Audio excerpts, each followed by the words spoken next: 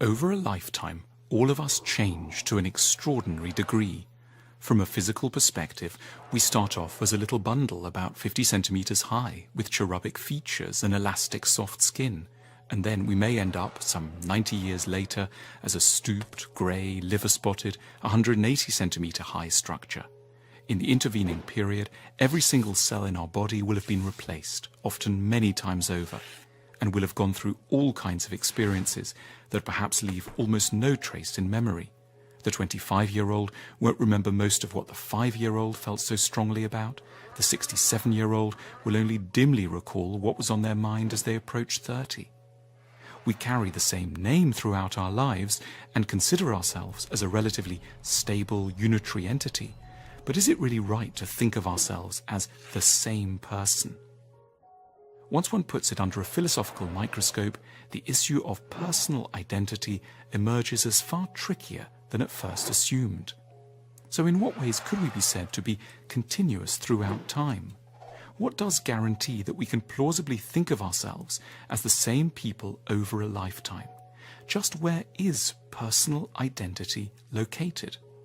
A standard assumption is that it's our body that guarantees our personal identity.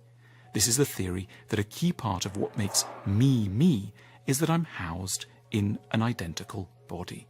But philosophers like to push this assumption around a little. Imagine if I lost all my hair. Would I still be me? Yes, sure. What if I lost a finger? Yes. A leg? Definitely. Now, what if a malevolent demon appeared and told us that we'd have to lose every part of our bodies, but could keep just one bit? Which bit would it be? Few of us would pick our elbow or belly button. Almost all of us would pick our brains. Now that tells us something interesting. We assume implicitly that some bits of our bodies are more me-ish, closer to the core of personal identity than others. And the most me-ish of all the bits are our brains. Christianity runs a version of this thought experiment. It asks us to think what will happen after our death, and it imagines a separation of the body, ultimately not that significant, and the ongoing survival of a more modest, precious bit that it calls the soul. There's another version of this thought experiment that two lovers can play. In the early throes of love, two people who've gone to bed together might ask, "What do you really like about me?" The wrong answer is to say, "Your fabulous breasts," or "your amazing muscular arms." Breasts and chest don't ultimately feel me-ish enough to be a respectable answer. It seems we want to be loved for something closer to our real self, perhaps our soul or our brain. Now let's push the thought experiment further. What bit of the brain is actually most crucial to being me? Let's imagine that I have a bump to the head and lose my ability to play table tennis. Am I still myself? Most of us would say, yes, sure. What if I once spoke Latin and lose the ability, or forgot how to cook asparagus with a light mayonnaise sauce? Would I still be me? Yes. In other words, technical capacities don't feel very close to the core of personal identity. What about other kinds of memories?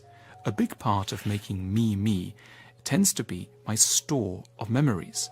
I remember the carpet in my bedroom when I was growing up, or the girl I was in love with at university, or the weather over Sydney as we came into land for my first Australian book tour.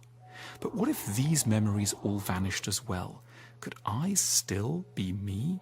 One view is possibly, so long as something else remained, and that thing we can call my character.